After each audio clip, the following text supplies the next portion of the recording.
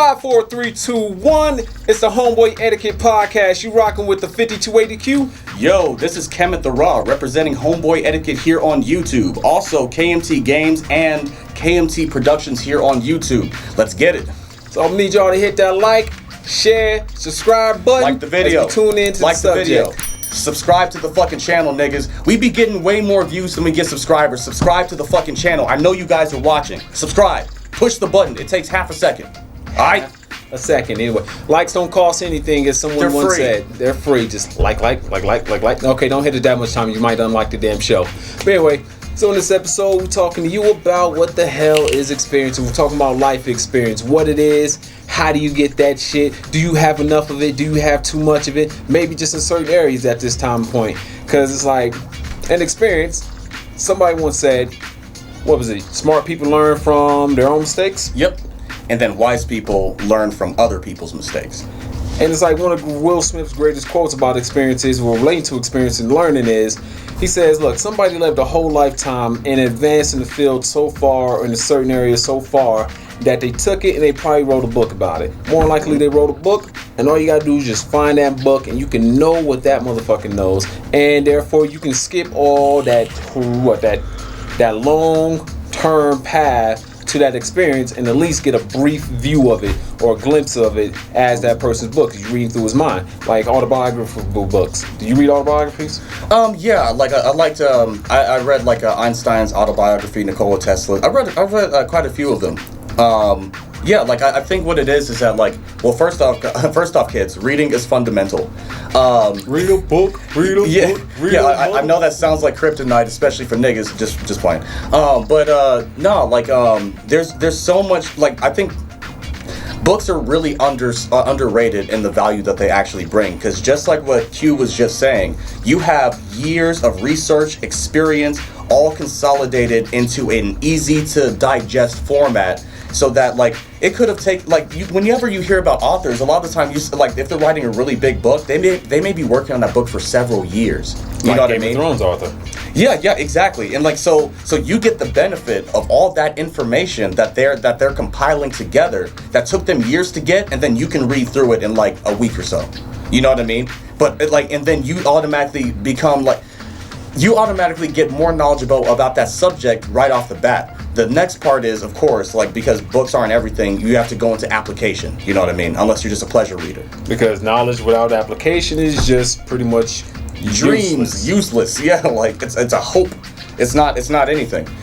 So in the terms of experience, I think that this is a good place to start because, for example, you have your own life, right? We have our own lives, and you're living through it in real time. You got the good, you got the bad, you got the ugly, and you're going through all these experiences, these traumas, like, you know, all types of, like, the joys, the traumas, like the good and the bad, all that type of stuff. Now, if you were to go ahead and try to encapsulate your life and write it into a book, they're not going, like, even if they read your entire autobiography, they're not going to have the real world, like, the real world experience of living through your experience. You're pretty much just translating your life into a way that other people may be able to understand, but they'll never fully understand what you actually went through because they don't have your frame of reference, they don't have your mind, they don't have the way that you respond to the world.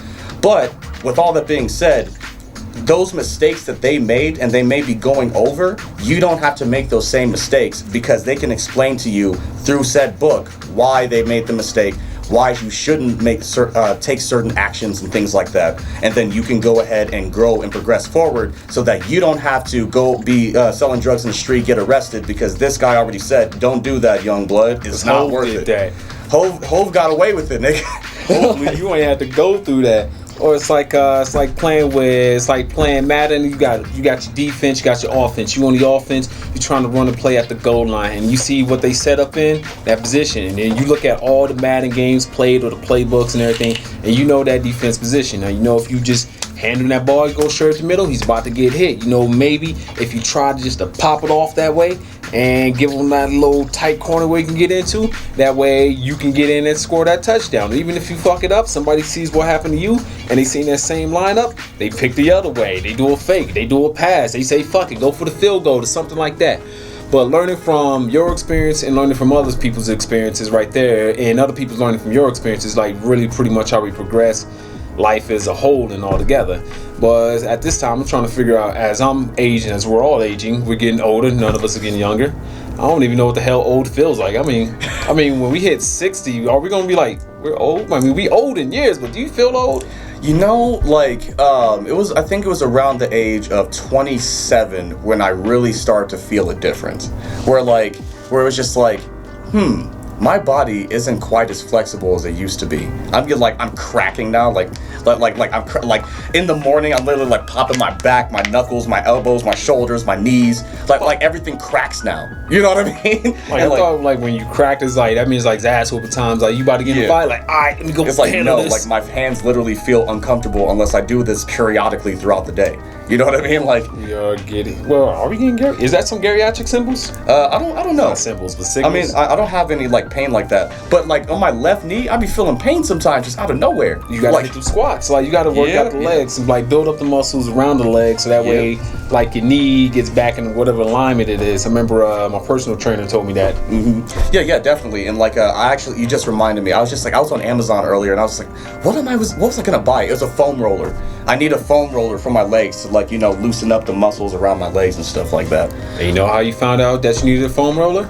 Other people's experiences, whoever invented the foam roller. Yeah, like I was at the gym and like, my little brother, he actually does bodybuilding, things like that. Actually, that's a preview for next week. He's going to be here. We got Brandon, a.k.a. Ray Ella, who's a singer, producer, a live actor, and things like that. And he also does bodybuilding. So next week, we're going to be talking about fitness, and he's going to be our resident expert. So look out for that, guys. But yeah, I was at the gym, and he was just like, hey, like, have you ever used one of these? And I'm like, no, what's it for? And then so we started using it to roll across the sides of my legs. And when I say I almost cried like a baby in front of everybody. Oh my god! I'm like, I was yelling in the gym. I'm like, I didn't realize how tight the muscles around my legs were and I'm just like, that's what these are for? You know what I mean? He's just like, yeah, dude, you need to be using this every day. Like, I thought it was just a big ass sock and blocker.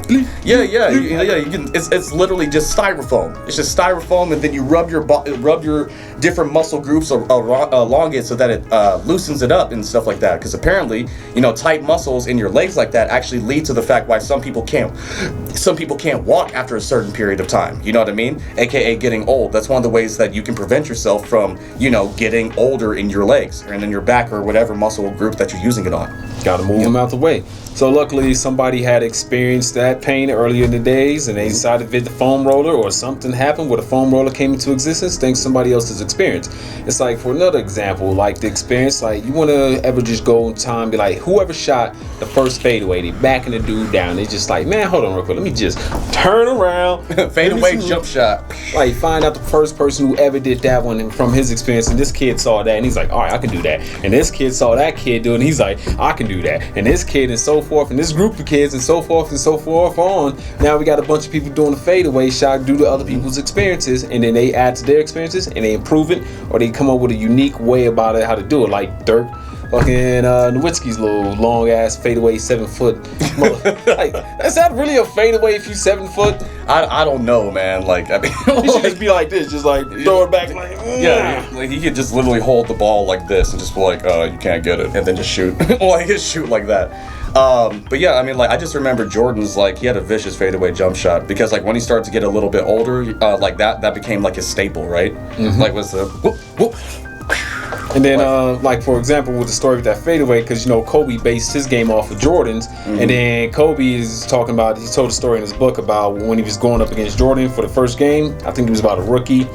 And he's talking to Jordan. And he's like, yo, so how do you know where your opponent's at when you got him, like, behind your back? So do you know where to go to left or go to right? And then Jordan was telling him, like, oh yeah, fill him out with my legs. So I use my legs to fill him out. Okay. It's like, as I'm going, I was like, is he over here? Oh, there's no resistance over here. So he's like, boom, bitch.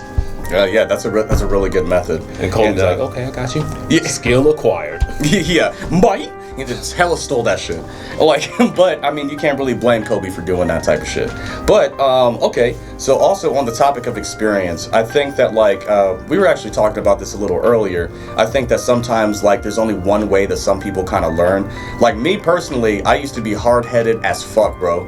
So like I literally had to learn the hard way no matter what. Like even my parents would just be like trying to tell me, it's just like, well, you don't have to do this, and I'm just like, let me make my own mistakes, and they certainly did. And holy shit, did I fuck up my life, dude. And like, I mean, I recovered from it later, but like looking back at it, I'm just like, you idiot, you stupid person.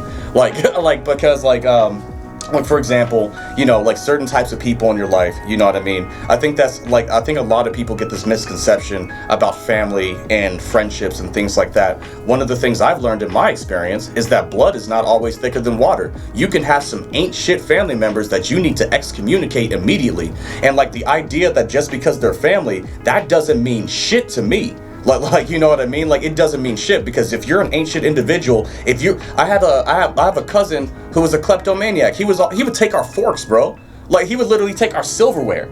You know what I mean? Like he would steal silverware, he would find anything of value, he'd take picture frames, all types of shit. I don't fuck with that nigga. I don't even talk to him. I don't associate with him. When he comes around for family gatherings, I'm like, hey, what's up, bro? And he's like, oh, hey, how you doing? I'm like, I'm alright. You start patting your pockets around him? Like, no, and then like dead ass, like we'll have like these little like side conversations, like it's like, okay, he's here. All right, go ahead and check that room. Like make sure that like he's not just roaming around and shit like that. Because he dead ass will like steal shit, bro. And like so I don't fuck with him like that, dude. And like so, and then there are people who are friends who aren't your blood, who will ride or die for you like to the fucking end of time. You know what I'm saying? Those type of friends are rare, but they exist. You know what I mean? Like so, that's one of the things I've learned in my experience, where it's just like, I think I may have gotten off subject, but whatever. Okay, but in my experience, yeah, like so, like I was really hard-headed. There are certain things that I had to learn the hard way.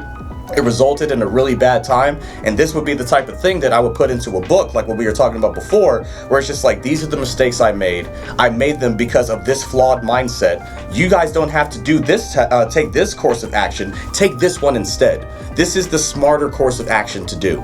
Like, I think a lot of people fuck up in their lives when it comes to this type of shit because, for example, maybe they want fast money, right?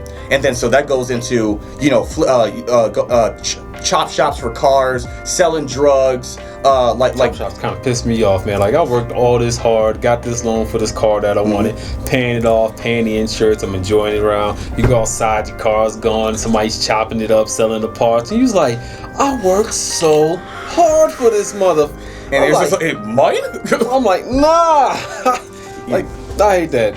But go ahead. No, you're totally good. I'm like because like it is fucked up. It's super fucked up. But yeah, like so. But people wind up because, and here's the fucked up part about it is because fast money comes with all types of shit. Like as a man, if you have fast money, you got a lot of women around you because they see that money on you, and it's also dangerous to them tapping into like the animal that a female is for excitement, and she's like, oh, this nigga's a drug dealer. Well, that's if he's flaunting it like that. But if he's quiet, he's just dressing like a regular dude, nobody knows how much he's carrying, he's just handling his business and being a gray man, nobody knows anything. Yeah, I mean, like, you know, typically, like, I don't think they're really like flaunting it like that. They'll just be wearing something really nice, you know what I mean? And like so, and then like, but they're not just like, yeah, I sell drugs. Like, you know what they should do as a drug dealers? Be like, yo, call up, like, just use his money, hire somebody, go talk to like Bill Gates, be like, yo, what are you wearing today? Oh, jeans and the fucking little polo with a stain on it. I rock that same thing. Be inconspicuous. Yeah, the richest people actually just wear like the most unassuming shit.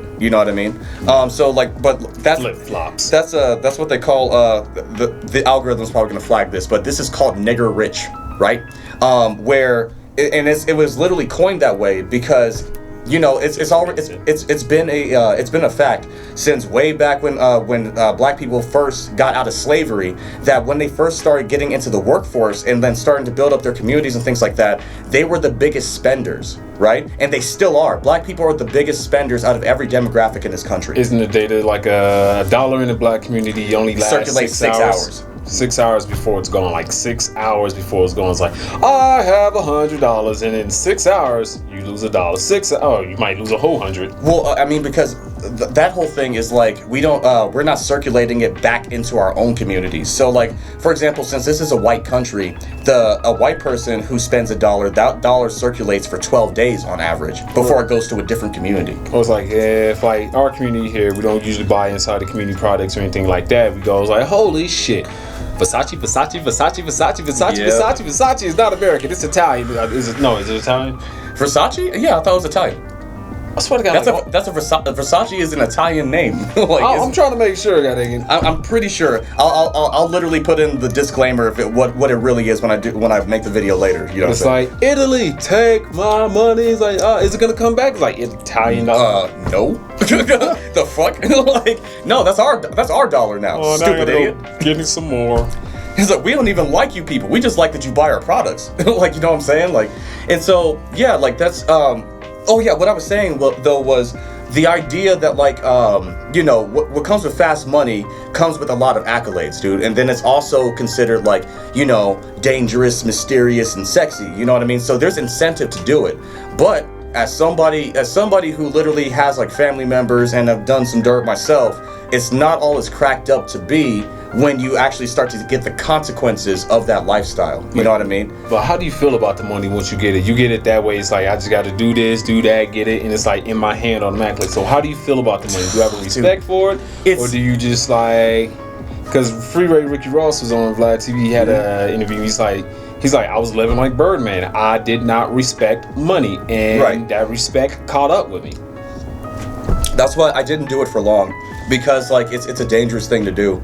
But when you get that money, you drive away and you're just like, yeah, like, you know, like all I did was like sell like a little bit of acid or something like that, and then like now I got all these bands, you know, and I'm just like it was dope as fuck, like, you know what I mean? I'm not even gonna front. I'm like, this is the easiest money I ever made. You know what I'm saying? Like, I can do this all the time. I mean, and then like, you know what? I was actually gonna do it for way longer than I did, but then like the plug fucking vanished off the face of the earth. So thank God that he did. You know what I mean? Favor. You would end up like from that Tyler the Creator album, Wolf. He had a song on there, and then it's like 48, say it till I get it in, and it's like at the end of it, it's a clip of Nas talking. He's like, yo, crack fuck the world up, but like when you get that money and you make it flip, and you get more work to work with, and then you get next thing you know, you have so much work, it'll scare you to death, and you like, I gotta move all of this. I'm like, I was cool moving it like this. Then the guy here was cool. I was moving it like this. I was moving it like that. And then like you still sticking in the game. Like you moved it, you re-up. You moved it, you re-up. He's like, man, I'm getting this easy money. You moved it, re-up. And then when you look at it, you had a workload so fucking big, and it's like you just get scared to death. Like, I don't know how I'm gonna do this. And ironically, that's how I wound up getting into it. See, like the first time I ever got into this was years ago, guys. I don't do this, but like I there's a period I sold drugs. Fuck it. That's allegedly. Okay, yeah, you guys can't prove it. There was a dude who actually got to that point of what Q was talking about, where he had so much that he was moving that he was actually looking for people to recruit to like start moving stuff for him. And then he was just like, yo, like, and you can sell it at a markup and you keep all the extra on that shit. You know what I'm saying? And like, so that's how I actually wound up getting in. I'm just like, you know what, bro? Like, allegedly. I was like, you know what, bro? I mean, like big nigga, like, whatever. Like, I was selling oregano to 40-year-olds. All right, so, but yeah, like, so supermarket shit's overpriced. Yeah. We had the fucking best prices on oregano. We undercut the entire market, nigga. It was going like hotcakes. You know what I'm saying? Like, yeah, like so. But yeah, like that's how I wound up getting into that. Like, because this nigga was just like, hey, bro, like, I mean, I kind of need some help with this type of shit, and just make sure, make sure to mark it up so that you get your profits and all that, and just make sure to bring me back, you know, what my cut is, you know what I'm saying? And I'm just like, you know what, bro? I was pretty fucking broke at the time, even though I had a job, and I was just like, you know what? Yeah, fine, fuck it, let's do this. And but like I said, I mean, like, that's not something I did like long term, but like when you make that fast money, dude, like, it's literally just like, you're telling me that all I did was pick this up, take it to this guy. I drove to them, pick this up, take it to this guy, collect the money, go back, give him his cut, and now I got this bread. Easiest money ever. Like so it's like, it's really difficult for people to like really like be dissuaded once they actually know what it really is. But the problem with that is that you're looking over your shoulder all the time. You can get robbed, you can get scammed, you can like all types of shit, dude. Like potential for death depending on what you're selling.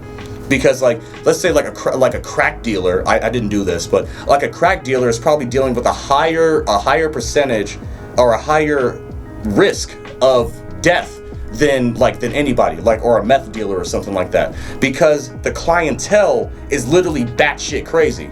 You gotta be crazy if you're doing crack, and you're probably off of a bender already, so you're dealing with this nigga who's basically indestructible. You could shoot this nigga and he's gonna get back up. You know what I'm saying? Like crack Gibbs 9 times. Yeah, he's like Terminator shit, like you know what, man? I quit. The kill mode, bro. Take everything. I quit. I'm out the game. I'm just like, bro, did you just take a bullet and stand back up? Are you serious right now? And but no, this is hypothetical. So getting back to the main point, this had to do with experience.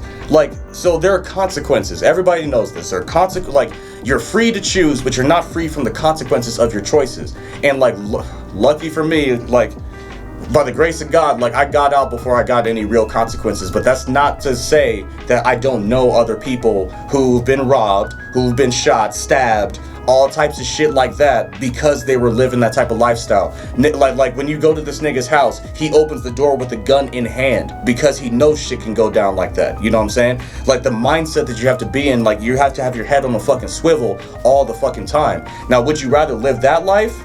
With knowing the downsides of it, or would you rather, read that somebody experienced that in a book and just be like, nah, that ain't for me, you know what I'm saying, and then do something else, you know what I mean? From their experiences, since there was a further up ahead in the path that you was going down, here, you're right here, and they was just further up ahead in the path to where that point where they gotta open the door with a piece in their hand and something yo, who the fuck is it? Real shit. It's me, nigga. Alright, so since I was just bro, he literally opened up a little crack of the door, and then you see the gun sticking down there by his hip, and I'm just like, all right, I see what time he's on. Since he's further ahead down the path, did he ever just turn around, see you all the way down there, and goes, hey dog, don't go this way, go back, or if you go this way, it's gonna get hard. Watch out for the pitfall. There's a snake in the damn tree. It's windy over here. That's a damn sinkhole. Like the video, bitches. Like the video, subscribe bitches. to the channel. But yeah, and to your point, yes, so that's the reason why I like watching those interviews with some OGs, even on DJ Vlad, even though there's some low-key racist shit, whatever. But even on DJ Vlad, I like he was saying, Freeway Ricky Ross. Most of the times when if you get the chance to sit down with an OG, like a legit used to be a gangster, or even still has some gangster ties, or even a more experienced businessman in the corporate world setting. Yeah, what they'll tell you though is that you don't want no part of this. You know what I mean? Because they may have gotten to a certain point in their life where this is just their lifestyle, but they always say, you don't want no part of this. This isn't the type of life that you want, because I regret all these things I had to do. Sometimes they may have to put somebody in the dirt, and then, you know what I mean? And then they have to live with that on their fucking conscience, man. So we have to listen to other people's experiences, especially if they're older than you. You know what I mean? There's a good Patrice O'Neal said this. He said a 50-year-old trash man is way more intelligent than a 23-year-old doctor, because the 23-year-old doctor only has one frame of reference for his entire life, being a doctor. He hasn't lived and experienced anything. Go ahead. He's 23 as a doctor. I mean, unless he's been went to doctor school at 15. No. Okay, maybe. Well, he said 23, or a 24-year-old doctor, but we know the point. Okay, so he's in medical school or whatever. He's about to be a doctor, But even if he was super genius at it, So that does make sense. He's a super genius early doctor, a 24-year-old doctor, and he's still less intelligent than a 50-year-old trash man, because the 50-year-old has way more life experience.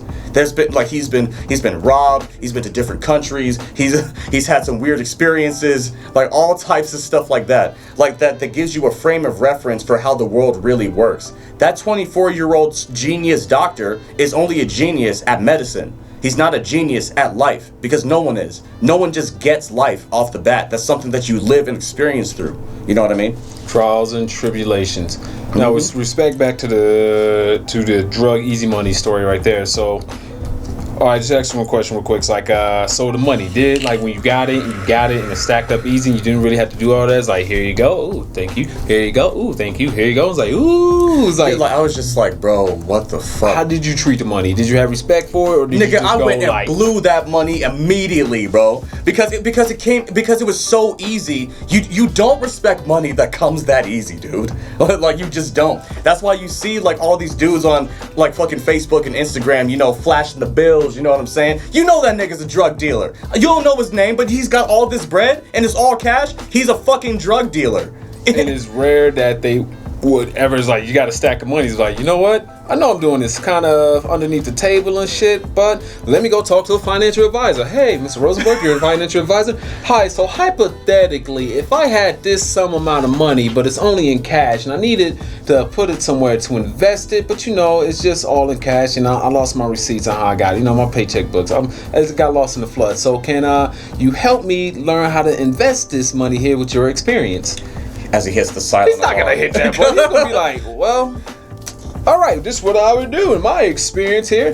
Yo, like, I mean, the IRS is gonna come knocking on that fucking door, bro. I'll be like, you might as well keep it in a mattress. I'll be like, I made this at a lemonade stand. There's no fucking way. They can't prove it. Nigga. Okay, Like, lemonade stands ain't got no receipt printer, but I mean that's, which is true, and that's also that. I'm actually like selling like a bad lifestyle right now, because like honestly that's another advantage to like the fast money lifestyle is everything is paper. So like there's no trail, so you're not paying taxes. And like so it's there's actually like there's positives and negatives. The negative is that it's literally threatening to your life, and you're literally like nervous at all times because you don't know what the fuck is gonna happen next. But there's a whole bunch of positives, man, and that's what's fucked up. Like, it's fucked up, man. So what I wanted to bring the question to of how do you have respect for the money is like bring it to the example from the under the table things to where it's fast money like that, but transfer it over to the sports world, like a young NBA player, something like that, young football player who's doing good on the field, and all of a sudden one day they go from just having a full card out of college, and then the next day they go to having about a couple $100,000 in the damn bank account. Oh, shit. Like that. So it's like from that to that right there, and then somebody try to advise you what to do. It's like, whatever you do not go and get a Ferrari. Yeah, don't. It's like the older heads in the NBA or football be like, don't get a Ferrari. Well, yeah, because there's a lot of who was it? There's an interview I saw like almost about a year ago. I can't remember which NBA player it was, but he was basically explaining how he's broke. You know what I mean? Because he didn't have anybody to advise him on how to be spending his money. And just like any other young person, if you don't have any proper guidance, you just blow the money. Like, you're just like, I'm gonna buy a nice car, I'm gonna get a big ass house, I'm gonna spend money on hoes, crack and blow. Like, you know what I'm saying? Like all types of shit. You're like, I'm gonna be looking flashy, I'm gonna buy my jewelry, you know what I'm saying? I'm gonna look like money because I make this money, not realizing that, yo, you stupid idiot, invest this money, keep some to the side, live your life, but please put a good percentage of this money away, because your knees are about to blow out in the next 10 years and you're not going to be able to do this shit ever again. But in a situation but this person, so the person we're talking about in this hypothetical situation is the first person to travel into the unknown. He is leading the path, so the path is just dark. It's like those dark maps on any open world game, and he's walking. As he's walking in, he's tripping. And it comes up on the map. Yeah, it comes up on the map. He's tripping, he's falling, he's scraping his knee. Maybe he's having a good time here. It's tripping, falling, scraping his knee, tripping, falling, knocked up a tree. Mars. Alright, cool. And so then he goes around, he just lights up the map, but he knows how the map works. But the second player coming in, his map is still blank. So this player comes around, and then he can't light up the map for the second player, but what he can do is like, look, if you go this way, this is what you're gonna counter this. Look out for this. Look out for this. Look out for these signs. Exactly like that. And the younger player could be like, or the young guy coming in is like, all right. He's like, he took his experience. He's at level 50 now. He comes to your level 1 ass and he goes this, and this. And so that way you accumulate the experience points and get to that level a little bit quicker than he did without as much damage. Yes. So you go through there, and he's like, all right, well, you said look out for this over here. You said look out for this over here. Says look out here for this. You know what? I got this. Fuck this. I'm going this way. And then you go forward your own path, get some bumps, knock up a damn tree, kick up a rock, stub your toe, break a toenail. I don't know. Some shit happens. Maybe you just made it to the promised land. Right. And then you rack up your experience, and then you come back, and with your experience, your health is like down up to this point. There's a third guy. Process repeats itself. Unless third guy goes, I see player 1, see player 2. I see what you have here in experience. I see what you have in experience. Is your health remaining over? Just your health remaining over. Fuck the both of you. I'm doing what I want. Right. And I like that you use that analogy because it's actually really good. So like everybody wants to carve out their own path, right? And the way that society moves forward is because we're going off of the backs of the past, right? Pioneers. So, exactly. So like just to his example, somebody has already carved out a path for a path that they've lived, and you take their path based off, like if you're following in their footsteps based off of the information that they leave behind, aka books.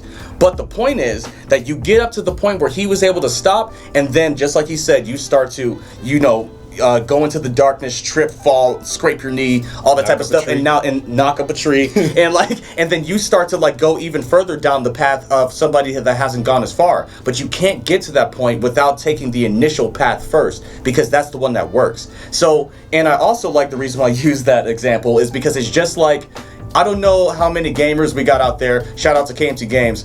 I don't know how many gamers we got out there, but but this is like an MMO RPG, right? There's let's say the level cap is 75, and you have a level 60 player. He's grinding still, right? But you just started the game. That level 60 player is going to be able to tell you, do this mission, do this mission, do this mission. I'm going to give you this fucking weapon, this armor, this shield. He's going to give you all of these things, and then you become what's called a twink, right? Hey, what the hell's a twink? A twink is a character who's way too strong to be his level because he has all of the best possible gear at an earlier level than he's supposed to have it. Like so for example, you can have like a omni, like you could be like a level 10, but you have like the best level 10 weapon, and the only way you would have got that is if you were level 55. So at 55 it's useless, but to a level 10 it's godly. Right? So if you try to fight this nigga and you're level 10 too, you're thinking like, oh, this is gonna be a nice match. This nigga one-shots you, bro. It's just like slice, and you're like, what the fuck happened? This nigga's cheating. He's cheating. No, he's just got homies that hooked him the fuck up. Their fucking time invested came down and paid dividends for their fucking friend. Like, that's how experience works. If somebody has to go ahead and carve out the path first, but then that's why rising tides lift all boats. When one person goes up, if you have a dedicated team, the whole crew comes up with you. Drake is a perfect example. Drake has a fantastic team. You may not even know all the people's names in the background, but I promise you they're all filthy fucking rich. Because he's the face, and he works with all of them, they all rise. You know what I'm saying? So that's a good point. We'll bring a crew, or it's like when RZA with the Wu-Tang Clan. Well, yep, exactly. RZA came out there, he has his experience, he's like, all right, cool. Do this like this, do this like that, do this like this, do this like that. And it's like, take this experience right here, do this like that, and they kind of push each other forward, and they all went their separate ways, learned their own thing there, had their own experiences, and they came back into the fold, started a subgroup. And it's like, all right, this is what we learned from the main thing here. We're going to teach you guys this here. And then luckily for us, everything is like public, so you can learn from everybody's struggles, like especially like when it relating to the sports industry. Like, one, save your money.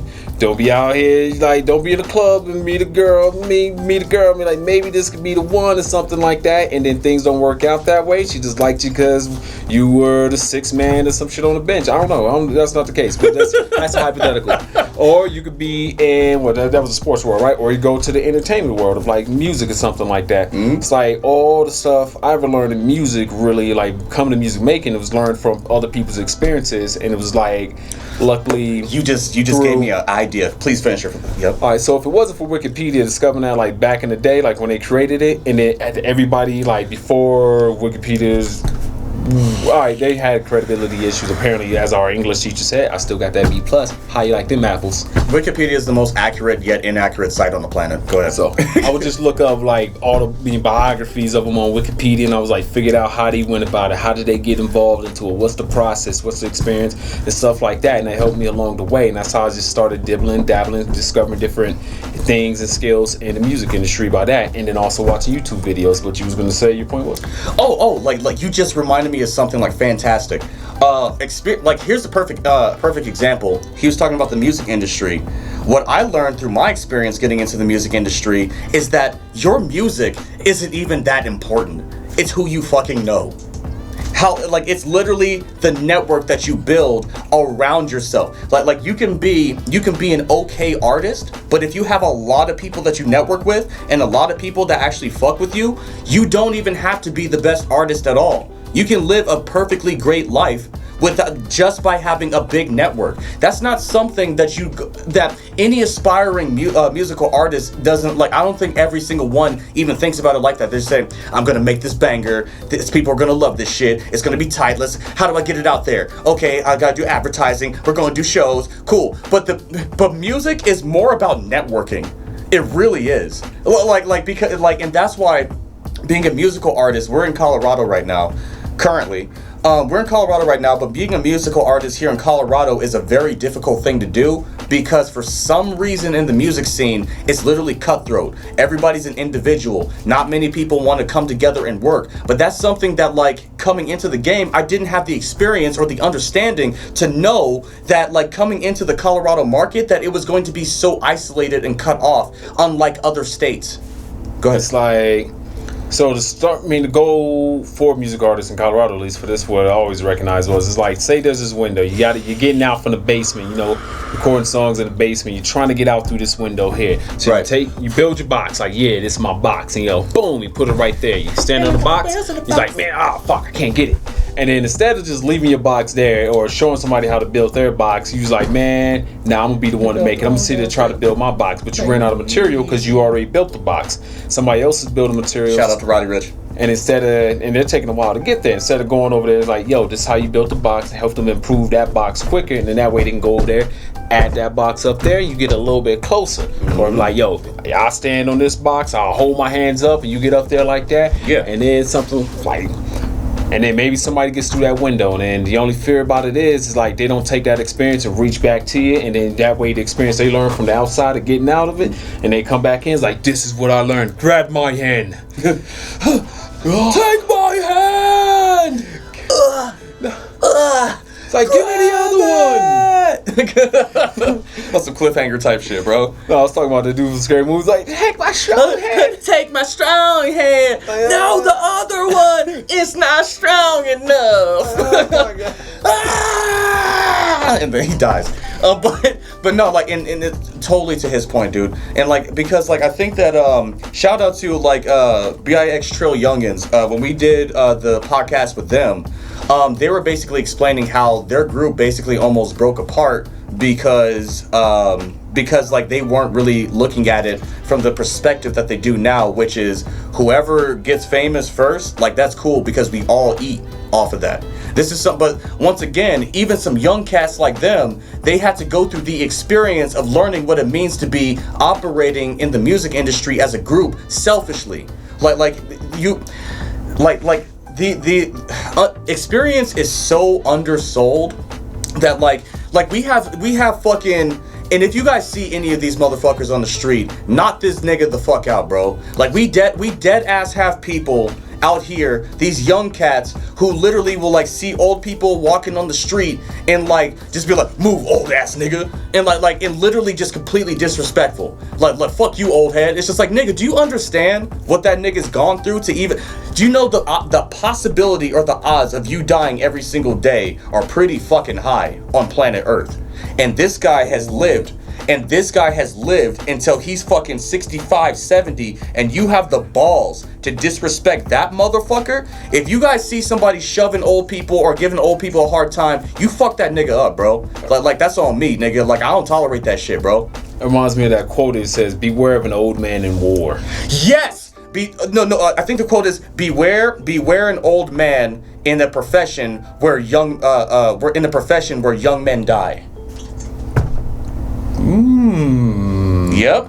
Yeah, but that's elaborate war. on that. No, but that's war. It translates to war. I know it translates like that, but it's like, so profession where young men die, but there's an old man in the game just still being there, old and supreme, Bro, agent and shit. you better not mess with that nigga. Like, do you remember? Did you ever see that video years ago where it was like an older black guy, but he actually had like some women with him. He looked like he was trying to do some pimp type shit, and then he starts talking shit to like this really tall, older, like he's 60 years old. He's a white guy, but he's literally, the word that those used to describe him is brolic, right?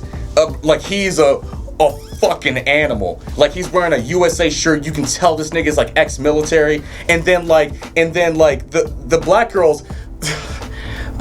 I mean, God bless your hearts, but like you guys instigate situations so bad. They're like, you're just gonna let him talk to you like that? And so his ego, the black guy's ego, is getting all fucking inflated. And then so he comes over on the bus. This is on a bus, by the way. He comes over to the fucking old white guy and then like to try to talk some shit. And then the white guy stands up, and this nigga is like 6'5", bro. And like and he's looking up at the guy, and then he's just like, don't fuck with me. He's like, I'm 60 years old. Get the fuck out my face. He's just like, nah, I'll fuck you up. Bam!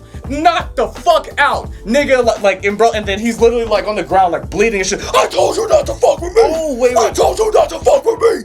And and then the black guy was getting up. He's just like, and then the white guy got off the bus after that. And he's just like, yeah, next time I won't fuck you up. And he's just like bleeding from the mouth, and then the black girls was just like, damn. It's like over there at the A1 boxing gym, like there's old guys there, like they look old, they look mean. I'm not calling them. They're built like tanks, nigga. I mean, okay. Well, some of the people at the gym, like they look like they're like 50, 60 years old, but they're built like fucking rock hard fucking animals. I'm just like, dude, I'll be going up to them sometimes like, hey, bro, you want to arm wrestle? Like, you know what I'm saying? Like, bro, no, go ahead, finish your story. I'm sorry, I interrupted you. So I was talking about like the old heads over there at the boxing gym. Like, you see an old guy in the boxing ring, he's like, hey, you want to spar me, young blood? Like, all right, man, I'm about to work this old man. I got youth on my hand. My hands is quick. Yeah. Hoof, all right, hold on. Wait, what just happened? All right, good. How long was I out? I'm 3 days. Oh, let me float real quick. Let me float on this old ass sinking boat ass. Go over there, hit him with these little fucking cock. It's like we have somebody call his mother. Fuck that. Experience, like when it builds up inside of a person, he's trying to teach you that experience, especially like in my favorite subject. I'm gonna go with boxing, go with jiu-jitsu, especially Brazilian jiu-jitsu, or as formerly used to be called Gracie jiu-jitsu until they moved it here. Gracie's, the Gracies are fucking animals, bro. Shoot, Hicks and Gracie just came out with a book. I gotta go buy that. Yeah. Oh, okay. Right. But in jiu-jitsu, yo, like one of my old professors that I used to train under when I used to go to the gym consecutively. I'm about to join back in. Yo, he was just old dude, but I can never beat him. He had so much. I'm just sitting there, I'm like trying to go off of what I know. And what I know, he is already known 1,000 times over. And he's the one instructing me on how to improve what I know. 3D chess with you. Yeah, I'm sitting there, I'm just like, I'm trying. It is fucking futile. It is. He's a black belt. You would think like of course he's a black belt, just being your ass and you're older. And I'm like, I'm in great shape. My strength and conditioning coach has been working his shit out of my ass. Like that. Man, and I'm thinking I can just beat him on stamina. He just calm, like, nope, give me that arm. He's like, he didn't even just like give it to me. I'm gonna wrap it around your head. I'm gonna choke you with it. Tilt your head that way. Got something on your eyebrow. It's going out and go to sleep. It's like you can't even tap by before you fall asleep. Like, all right, I'm gonna try this again. I'm gonna go at it from this angle. He says, I've seen this before, and give me the hand, tilt it that way, scratch the other eyebrow, and go to sleep. Oh my god. So like this brings me into like, this is an interesting conversation. Like this brings me into, wait, by the way, like the video, niggas, subscribe to the channel. If you're still watching this right now, why haven't you hit that subscribe button? Subscribe, niggas, subscribe. I demand it. It'd be the homeboy etiquette thing to do.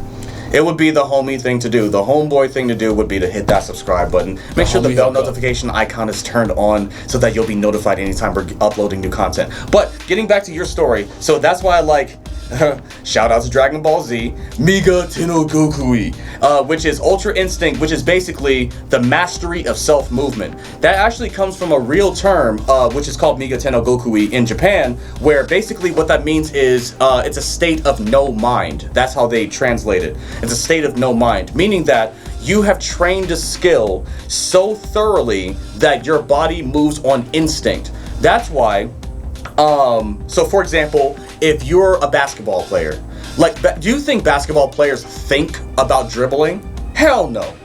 Do you think that they think about doing a pump fake? Hell no, they don't think about it. It's literally an instinct. It's just like their body moves on its own. And I know this from martial arts, just like what he was saying, because you know what they have you do when you first start as a white belt? You're throwing hundreds of fucking punches in the exact same way a day. Hundreds of kicks in the same way. Hundreds of blocks in one day. And you do that every single day until your form is impeccable. They'll come by, you'll be in a horse stance, and they'll put a fucking broom on your legs to make sure that your legs are at a 90-degree angle, right? Like, it is serious shit. They train and condition your body and mind to be a completely reflexive thing. To the point of where, that's why, nigga, I don't give a fuck who I'm fighting. Well, no, that's not true, because there's some Boagrius type niggas, so like 6'5", 300-pound nigga. I would have to kick that nigga straight in the balls, bro. Like, no cap. Because that's not the guy I'm worried about. I'm worried about the guy that has experience and he's just calm, cool, collecting. You just don't know. No. Well, yeah, and I agree with that too. But that's the point I'm getting at, is because like fighting for me at this point is so automatic that I don't even think about it. Like it's exactly why, like, if you actually meet, like, if you were to talk to, or like watch an interview with most UFC fighter dudes, the majority of them are some of the nicest people on the planet. And you know why? It's because there's a level of anxiety that you just don't have when you know how to fight like that. Because they don't have to think about what would happen if somebody came up to them with a problem. Their body would move on its own and handle the problem. That's what experience does for you. It's like that punch, if you ever watch that Jose Aldo versus Conor McGregor fight, like, because Conor McGregor's been practicing, he knows Jose does his, like, certain move, he has his tick, right? And he's been practicing against that for hours, building up that experience on how to react to it. So when it happened, when he got clipped, and Conor's like, all right, his body just automatically knew what to do after he got clipped, and then he just threw that left. Or go back to Jorge Masvidal versus Ben Askren. They said, the story was like, they said Masvidal was practicing that for hours, all throughout his fucking training camp. That same move, all throughout his training camp, racking up that experience. Like, as soon as you get the feel for it, as soon as you see that opening, it's like a flash in the game. You hit that button, he's just sitting there, ready, go. And he just saw that flash, hit that R2 button, bah, kneecap, he's out. Bro, that flying knee was stupid, bro. Like, what the fuck, dude? You ain't throwing that at random. Like, this ain't like that. This ain't that Benson super kick off the cage when he who was it? It was Anthony Pettis, when Benson was like walking up and he was by the cage and he just ran up, ran through the cage, used the cage as a lever, kicked off the cage. Yeah, he kicked off the fucking cage, bro. But that was just like, he didn't practice that at all, though. That was instinct, yeah. That was a risky move. It wasn't like the training and practicing with it, like the way what Masvidal did with that kneecap and building up that experience. This was just plain, just try this shit. You know what? I would argue that he probably did practice that because it was so unexpected. Like it was so unexpected, because when you go to the gym and you're trying to fight somebody and then you're like, okay, I'm in an octagon with walls, technically. What would be something that nobody would see coming? Jump off the fucking wall with momentum, right? Because you can get some fair momentum because you're pushing off with a leg. Your legs are so strong that, like, when you come back around, you have so much extra force. I don't know if he did practice it, but like, that would have been really smart if he did. If that was just an on-the-fly thing that he did. I think it was an on-the-fly thing, because the rest of his career, he won the title, then he lost the title, and his career floundered. Oh, okay. So it was literally just like like let's just try some shit. Okay, well that's not experience then, right? I mean, like that was a Hail Mary, like you know what I mean, like because like think about it, like even in football, right? Mm-hmm. With the experience and the numbers of you can go back and watch all the football games and get footage of all the damn Hail Marys. I don't think anybody's ever did this yet. Get footage of all the Hail Marys and study the Hail Mary to a T to figure out exactly what is the best Hail Mary to throw in what situation with what players on the field. Like Hail Marys are just like a prayer. There is no practice in it. There's no experience. There's no quarterback going like some old quarterbacks like, hey, look here, young quarterback. This is what you do. On the Hail Mary at the time, and what you need to do is you need to release it at this angle right here, and this is how it worked out for me. And then another quarterback nobody say that shit, like, bro. this is how you throw this is how I threw the Hail Mary, and you're not gathering that experience. Like nobody has ever just gone over Hail Marys. Because it's a random thing. Like that's the whole point. It's a fuck it move. It's like I'm not trying to get tackled with the ball and lose yards. Like fuck it. It's like get rid of it. And then if there's a nigga down there, thank God. But most of the time it's a fucking incomplete. Well, it's like some teams like they will practice trick plays. They'll at least practice. I remember playing football. No, trick plays are dope. I love that shit, bro. Like they will practice at least one trick play, and then you just practice it, and you learn it from other trick plays. How can defenses read the trick plays like that, or they think it's a regular play, something, and then getting all that practice in. But like Hail Marys is just fuck it moment, just praying to God. That's why it's Hail Mary, because they're going to the Virgin Mary. Please, Mother of Jesus. It's like that one player going up, he's like unknown. It's like this big boss character, level 1 dude goes up there. He's like, I'm gonna use my strongest move on him. This shit work. Strong hand. Ah! And it does. Zero damage. Yeah, Cell regenerates. He has a hole in him, and then Vegeta's laughing because he hit the final flash, and then he's just like regenerates the arm. And then he's looking around like, nobody told me about this shit. And then he fucking elbows this nigga in the back of the spine, and he's out. And but getting back to the point, because we're on the topic of experience, guys. I think that when it comes, especially sports, like that's why drills are so important. Because okay, so we were talking a whole lot about life experience, but then we start to transition into physical, body muscle memory type experience. So that's why I said in basketball, they don't have to think about dribbling, dude. They don't have to think about pivoting. It's something that's so ingrained in them because they've done it tens of thousands of times that literally it's just like, well, there's a nigga right there. Whoop. Oh, okay, well, I gotta run up here. I can only run 2 steps, and then pump fake, woo! And then with football, it's like, oh, well, here's my motherfucking job, right? So you may be like an offensive lineman. Okay, block all these niggas, block all these niggas, block all these niggas. And that's all you're thinking about. That's literally in his whole body, just like, I am a wall. And then you have people, and that's why people look at the quarterbacks as the superhero of the fucking team. Technically, he is, because this nigga is over here he's looking at the entire field, scanning everything, calculating, dodge, calculating, dodge. Okay, there's a nigga coming. Whoa, that nigga looks like he's open. Catch this shit, please. Oh, gets tackled. You know what I mean? But that comes from so many times. They go to their practice and drills and camps and all that stuff all fucking summer, hitting the fuck out of each other. You know what I'm saying? Doing these fucking moves to where it's in these fucking at the last fucking second. These last second plays. That's why people liked Peyton Manning and fucking what's his name? From 5 Rings. Goat. Fuck. Not Goat. Oh, wait, 5 Rings. No, what's his name? God damn it. Phil Jackson?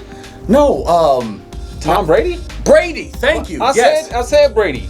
I said you said Goat. Yeah. What the fuck? Okay, alright, yeah, Tom Brady. Yeah, because he literally, the way that he moves, you can tell it's so polished. He does it so well. There was one time where literally a nigga came flying at him directly from the front. He didn't even try to get out the way. You know what he did? He just turned to the side, and then the nigga, whoosh, and then he just kept going about his business. You know what I'm saying? It was literally he shouldn't have been able to dodge him, but it was so smooth, nigga. All he had to do was turn to the side, and a whole nigga went flying past him. A whole nigga. A whole nigga went flying past this nigga, and then he's just like, okay, yep, all right, now that he's on the ground. Yo, So you think with Brady's experience, would he be able? If Brady can go one-on-one with a quarterback, just pick a quarterback from any team and just go one-on-one for that quarterback's whole career. You think whatever Brady learned, could he be able to translate it to that quarterback and get that quarterback at least maybe like an accelerated path? Like, absolutely, dude. I think absolutely. But a lot of that is instinct and a lot of that is genetics. So here's the thing: is that with the right clay, he could mold it. I don't think that every single person would be able, even with Tom Brady, to get to Brady's level. He would have to actually have like a legitimate talent for somebody who has the right type of mindset like he does. You know what I mean? Because like, there's a reason why he has so many fucking rings, bro. Like, and a lot of that's genetics, a lot of that's natural talent, but a lot of that is also like the way that he approaches the game. So it's like, if he were to find the right talent at the right time to be able to mold him, then he can make somebody better than him. So he couldn't take like the scrub of the draft, like the quarterback like drafted when he was drafted, like the last guy. Just find the last guy that got drafted at quarterback and be like, all right, I'm gonna train you. I'm gonna train, and then see if he can pick up what Brady had learned, but just in a shorter span period of time. The reason why I say no is because if that were the case, why hasn't anybody done it yet? True, they do study film. Yeah, they study film, they study plays and stuff like that. But why haven't we ever heard like John Elway is now training the next Denver Broncos fucking quarterback? Well, even with all of his skills and expertise, like he was a Super Bowl winner, like he was super famous, back to back. Yeah, he was super. Yeah, you would think that the Broncos could damn near have great quarterbacks like Elway. Get your ass on the field. And I mean, Peyton Manning was good for the Broncos. Like Peyton was great. Like I can't complain about Peyton Manning. But that's the reason is that like it's the coach's job to teach the fucking team. Like which this is stupid as fuck in my opinion. The coach should be working if the fucking previous quarterback is going to be leaving your team. I think that it should literally be like a contract stipulation that they're going to be, because like it would improve. You know why they don't do it? It's a money thing. Because it has to be money thing. It's like, dude, I'm not gonna fucking train somebody to be better than me. What the fuck? Why am I gonna soil my legacy? I'm the best. There's no way Brady's gonna be like, I'm gonna make a better me. No, he's gonna go down in history as I'm the fucking GOAT, like you said. That's kind of like how it is in a corporate environment. Somebody's like, oh, got this new guy here, huh? I can get that job promotion. All right, well, I didn't, cool, whatever, train him up, and next thing you know, hey, buddy, I want you to thank you for trying me, for training Greg. You're fired, Greg. You're taking this position. Dude, like you literally just triggered me, bro, because like that shit has dead ass happened to me before, bro. Like this is a tangent. We're gonna get back to experience, but this is one of my experiences. All right, dead ass. I literally, like, when I started at this team, the team that I work at right now, I was like I was a part of a small group of people. We got flown out to fucking DC to a different location to train because like they were apparently shutting down everything. Like there was a merger happening between the two different companies. I'm not even gonna talk about. I'm not gonna put shade on y'all charter. But out of everybody there, I'm literally like furiously taking notes. I'm writing down every single fucking word of everything so that like, because I was literally trying to prove something. I'm like, I'm gonna be the best of these niggas, man. Like, so I'm gonna learn everything faster than everybody. Like no one ever was. Like no one ever was. Dun, dun, dun, dun. To code them is my real test. To operate them is my cause.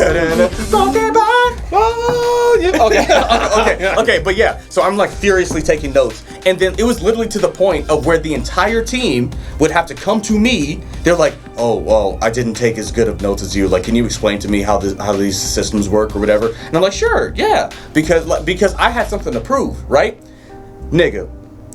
So we get back from the trip, the training trip, and all that stuff. We go to work. Everybody's coming to me for fucking information because I was the only one who actually took notes correctly and retained the information to actually know how to do shit. I'm telling the entire team how to do shit. Fast forward a few months, they hire on a manager. I train the manager. And then, no, they hire on somebody. I train him. They make him a manager. I'm still a level 1. Right. I literally trained everybody. And then they promoted 3 niggas in front of me. Make it make sense. When I'm telling people what the fuck to do. I was making the fucking run books, which is what you read in order to be able to do a process. I was designing the fucking processes for how everybody's supposed to be doing their fucking jobs. I designed that shit. Make it make sense. It took me a whole extra 2 years after niggas were got promoted ahead of me and then literally left the fucking company because they had the clout now. Like, and I'm still there, and now they're just like, yeah, now you can get promoted. Did you hit it with the Thanos? It's like, oh, not this. I mean, like, oh, Snow, you didn't. Not like that. Nigga, Thanos, sassy Thanos. Balance as all things should be. And like, I talk about like, look at you couldn't live with your failure. Where does that bring you? Back to me. It's like, back to me. Yeah, here's your level 2. But here's the thing though, is I'm very serious about like demanding like the amount of money that I get paid. So like I was just like, yeah, like you're gonna give me some real money on the shit. You know what I'm saying? So like I'm doing alright, you know. But yeah, that was a complete tangent. Let's go back to the no, it wasn't off topic because you did. Okay, you just happen to process and learn information better than they did, or they was. What the hell were they doing? Because for some reason, this is what I imagine they were happened. just slow, nigga. Oh. Like, it's not like they were dumb. Like it's just that some like people learn different ways, and I was literally like, I had something to prove. I was furiously taking notes. I was literally like, because I had some imposter syndrome type shit going on, where I was just like, do I even deserve to be here? Let me prove I deserve to be here. You know what I'm saying? And then like, so I defeated everybody. I destroyed everybody. You know what I'm saying? And like, but that came at a fucking detriment. So my experience has taught me, don't always be the most hardworking nigga. Not all the time. In certain situations, yes. Actually, in most situations, yes. But sometimes it's better to not be the number one guy. Heavy is the head that wears the crown. It's actually better to be the neck, because the neck don't get shot as often. You know what I'm saying? Like, what about the guillotine? The neck is still there. Oh, it shouldn't just be like it should just be like the collarbone. Like, your guillotine sucks. Well, like, okay, so like I think Game of Thrones, which I haven't even watched this, but I've heard this example used where like there's a dude in You haven't watched Game of Thrones? I've never watched Game of Thrones. Hey, just watch everything but that last season and just imagine the last season ended beautifully, man. Just all right, we'll go ahead. But like, what I've heard is like the example I was trying to use is that like there's the king, but then there's like the king's advisor. Oh, the hand. Yeah, the hand actually had all the power, right? And he was completely content by not being the face of the kingdom because he actually had the real power. I don't get, like, that's how I am. I technically don't give a fuck about being the face as long as I get my due. Like you know what I'm saying? Like, I don't care. If I happen to be the face, cool, that's fine. But I would rather have everything associated with the power, accolades, access, network, whatever I need that's associated with the entire empire as a whole. You know what I'm saying? Like, that's the type of dude I am. The arc reactor. The arc reactor, nigga. Keep the shit fucking Keep running. the shit fucking running, nigga. Run that heart for 10,000 lifetimes, nigga. Shout out to Tony Stark. Reckon. Oh, who else? Oh, yeah, Pepper Potts was his right hand. Yeah, Pepper was running that shit. Yeah. Pepper Potts. Yeah, man. Yeah, Pepper. Oh, yeah, Pepper so motherfucking Pop. Pops. So like back to the Game of Thrones examples, dude, Tywin Lannister. Like, I was thinking Pop that, but like that's why I fucked up. Like, go ahead. I'm sorry. All right, it's got me thinking of Pepper Potts. Yeah, that's why I said motherfucker. Before we get like in Game of Thrones, like Tywin Lannister, the hand of the king, his experience. Like the king, who at the time, like it was a child king, like a boy king. And the kid. Like, man, I know all of this shit, and Tywin is like, go to bed. Like, you can't shut your dumb ass up. Can't tell me I'm the king. Like, he who is the king didn't need to have to say he's the king. Exactly. Thank you, bro. Thank you. He who is the king does not have to fucking say it. You know why? Because the world says it to you. You know what I'm saying? Oh, they already know it, so everybody knows. Like, I'm the best. You don't gotta say it, dog. Just get in work. Like, you walk into that gym, niggas look around, like, damn. Oh, it's like that Too Fast, Too Furious, right? Mm-hmm. Everybody sitting there, man, who's gonna be the fifth guy that's gonna race up against us? And all of a sudden they see that the fucking skyline, the fucking Brian pulls up and they go, everybody looks at him and goes, oh shit. Literally, like, that's how it goes. And like that kind of goes into, we may have to talk about this on a different podcast about how people naturally fall into their social role. like the concept of alphas and betas. We got to talk about that on a different podcast. Man, it's weird. I don't know. It's alphas and betas seem like it's just too simple. It's like you seen Bear Grylls Island. I've watched it, just not a whole lot. Like the ones that stick out to me were like, you know, like when they actually had like the men on one island and the women on another island. That's where the example's coming from. And I watched the first episode, right? 2 different camps. So they tested this out, like random guys, random girls. Give them this island, give them this island. They trained them up to do the basic medical stuff and how to at least treat water and stuff like that. And then the island's like, all right, survive, we'll be back. And then on the fella's side, this is what happens. It was like everybody started talking into their roles. No, it wasn't like a straight, like we look at each other, we go, "You're the leader, commander, second command, third command, quartermaster." No, they talked about it a little bit, but like it wasn't like a whole big thing like it was with the women, bro. Like, no, it was like, well, okay, but like on the guy's side, he was like, one dude, like when he started, he's like, "Man, I'm gonna walk. We're gonna go this way. I'm gonna start walking this way." Somebody's like, "No, are you sure we should go this way?" He's like, "Well, I'm walking this way." And the other guy's like, "Maybe." No, alpha. I'm gonna go that. I'm gonna follow that motherfucker. So that's the fucking alpha. And that dude, like, it's funny. Like they kept going to get midway through it. They don't know they're midway. And the dude's like, "Are you sure we're going the right way?" And he's like, "I'm going the right way." And he kept going, and everybody just fell in line. That's what I'm saying. Like people naturally fall into those roles, man. Because there's literally gonna be a dude who's just like, "Yo, I'm doing this. I don't give a fuck what y'all are doing. You can follow me or not." You know what I'm saying? And that's what that guy did. And then everybody was like, and the other guys, they were unsure. They were unsure themselves. Because no cap, okay, like, so I'm not a super huge survival guy. Like, I've done a lot of reading. I know what to look for, like certain plants and all type of shit. But dead ass, if you were to throw me, Q, and some random survival expert in the forest with some loincloths, and this nigga says, "This is north. We need to go that way." And I'm just gonna be like, you know what? I don't know nothing about this, bro. I'm about to follow you right now. I'm like, I know enough to know that, like, hold on. You don't just put your finger and just put it in the air. You just measure the wind that way. You look for the moss. The moss grows on the north side. Yeah. So like, I'm not following your ass. Like, I don't know if that's accurate. Yeah, but I sound like I'm in charge. I'm like, well, I need to be in charge. I'm like, go that way. I'm like, go ahead, go that way. Because if I know that's a damn not... No, I don't have enough. Nigga, that's south. The moss is facing the opposite way. You stupid idiot. And I'm just like, bro, I don't know. It is. I'm like, go that way. I go this way. And if I end up, I'm in the right place. I'll mark the place, and I'm like, let me go back there and go get their ass. Like, goddamn it. So we don't need each other here. So that kind of goes into context, right? Because like when it comes to that situation, there's an alpha, but are you still going to be that same alpha if I put that same guy in a situation where I thrive, right?